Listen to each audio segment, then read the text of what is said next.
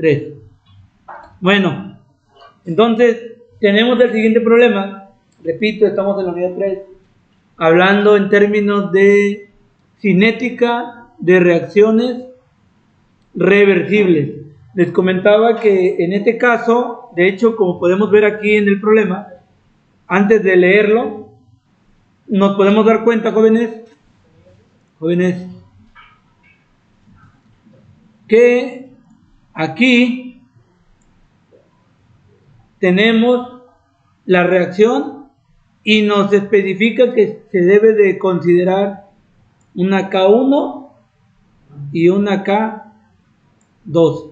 Posiblemente la K1 está asociado con la primera reacción, es decir, la reacción, un momentito,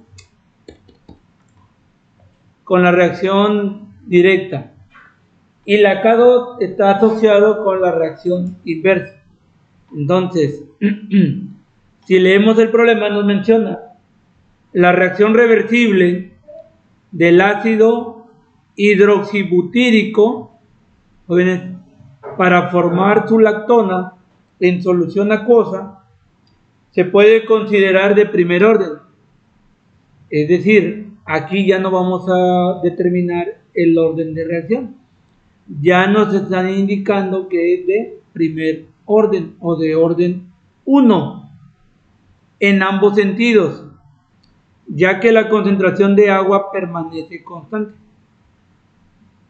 Cabe señalar que la concentración inicial del reactivo A es de 182.3 mol sobre metro cúbico. Es decir, la concentración, recuerden que está dado en moles sobre litro. En este caso, no tenemos mol sobre litro, tenemos mol sobre metro cúbico, pero es unidad de volumen. Y la reacción específica es la siguiente. Esta es la reacción ácido hidroxibutírico, que en este caso le están llamando A, genera lactona, que en este caso le están llamando R, más agua, que en este caso le están llamando S. Bueno, luego menciona determinar las constantes cinéticas. He aquí el detalle, que tú debes de determinar tanto la constante directa de la reacción directa como la constante de reacción inversa y el modelo cinético de la reacción. Si a 25 grados Celsius, es decir, a temperatura ambiente, me imagino que se llevó a temperatura ambiente, se obtuvieron los datos mostrados en el cuadro siguiente. ¿Qué observan en el cuadro, jóvenes? A ver, chequenlo. ¿Qué observan? ¿Qué observan en la tabla o en el cuadro? ¿Qué observan?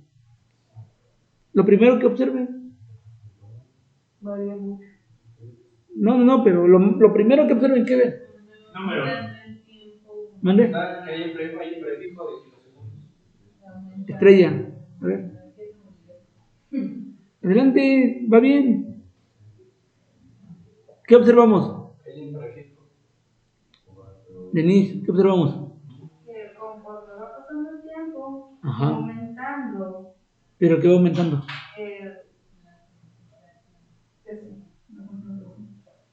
Hay un prefijo en los segundos que son milisegundos, que sean 1000 segundos por cada, se multiplicaría cada número por 1000, y en el otro se está manejando por metro cúbico, quiere decir que tenemos 1000 moles por mililitros. Ahí tenemos las conversiones. Lo más obvio que pueden ver. Algo más obvio. Bueno, que tenemos o seguimos considerando, en este caso, unidades de ¿qué? De tiempo y concentración. Si no tenemos unidades de tiempo o concentración, pues difícilmente vamos a determinar velocidad. ¿Sí? Recuerden que en términos de velocidad es cómo cambia la concentración con respecto al tiempo. Entonces, lo primero que podemos observar es que tenemos una tabla en donde ya se reportaron de forma experimental las unidades de tiempo y las unidades de concentración. Ahora, más allá de que no sean segundos y sea kilosegundos, yo quiero que se concentren en la columna 2. ¿Qué observan? Sí, claro que sí. No, sí. ¿Qué observan? En la segunda columna, o sea, ¿qué observan? Con respecto a los problemas que hemos venido haciendo, ¿cuál sería la semejanza o la diferencia? La unidad de medida cambia, pero profe, y lo más de Es como formato reactivo. No. Entonces, a ver, bueno, ya le dio a lo que yo quiero llegar, pero no es conforme. A ver, observen la tabla y la reacción. Va por ahí, pero, o sea, no es correcto lo que menciona, pero al menos ya dio pauta a lo que yo quisiera escuchar. Dice concentración. La columna 2 es concentración, pero concentración. ¿Por qué dudan tanto? O sea, si ahí está. de la lactona. Entonces, la concentración está con respecto a los productos, ya no está con respecto a los reactivos. Recuerden lo que les había comentado. El monitorear una reacción química posiblemente va a depender de la experiencia, va a depender de los equipos que yo tenga, y a veces va a ser más fácil seguir, o mejor dicho, dar seguimiento a una reacción por parte de los reactivos, pero también puede darse por parte de los productos, ¿verdad, Joana? Deja ahí lo que está haciendo. Entonces, en este caso, la información que nos están dando con respecto a la concentración es del lado de reactivos. También nos hubieran dado del lado de productos, también digo del lado de los productos, pero también nos pudieran haber dado del lado de reactivos. En este caso, pues vamos a trabajar con concentraciones con respecto a productos. Por lo tanto, en tiempo no nos dan un tiempo cero, porque si nos dieran un tiempo cero, ¿cuánto tendríamos de concentración de productos? Cero. Por eso posiblemente el autor dice, ¿para qué le doy un tiempo cero si al final la concentración va a ser, Giovanna? ¿Cero qué?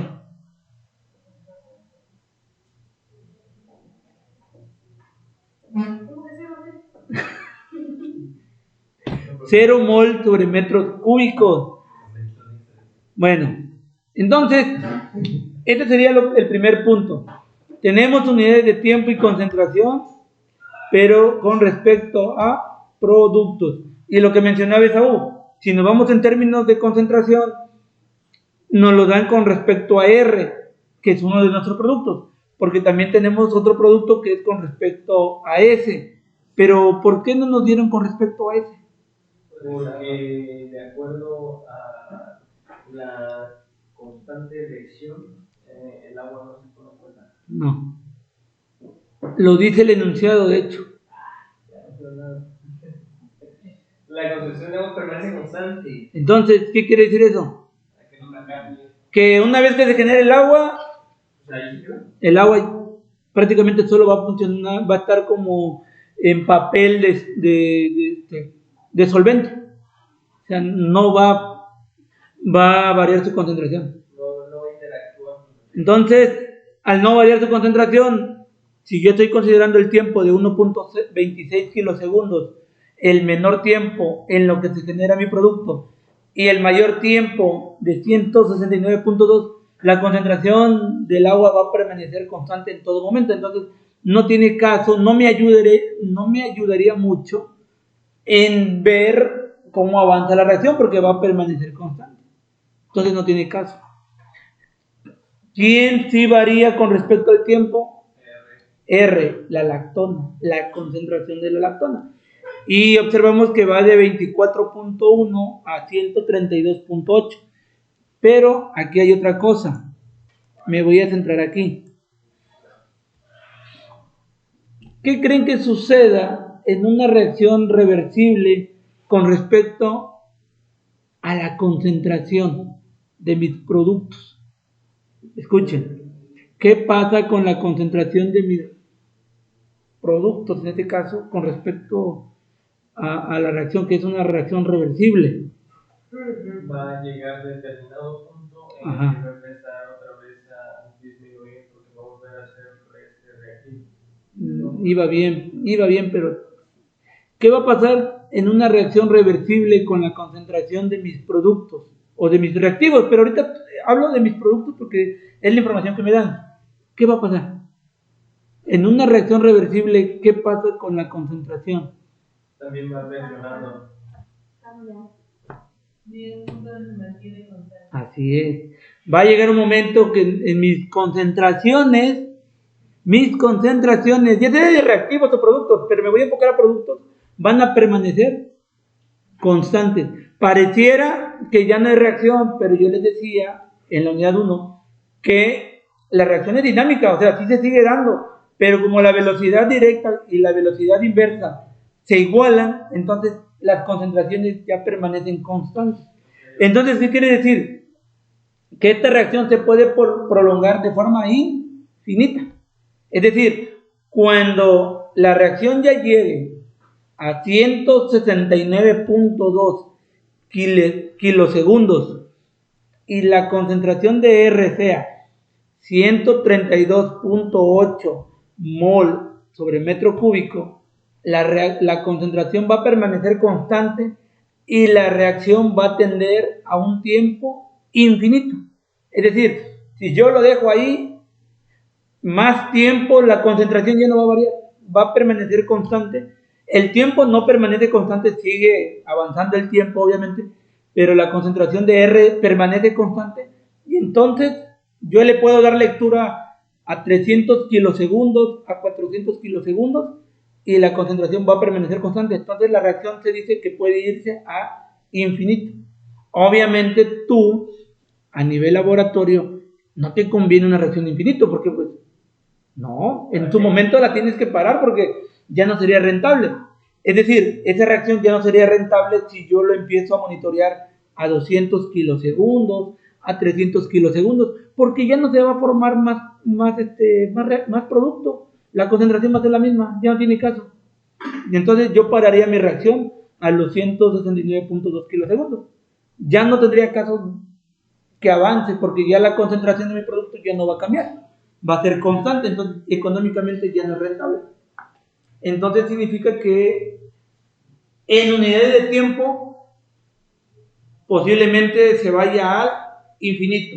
Y le digo esto porque a veces en tablitas como este ya el último tiempo ya no lo marca con un signo de infinito y ya, ahí se acaba.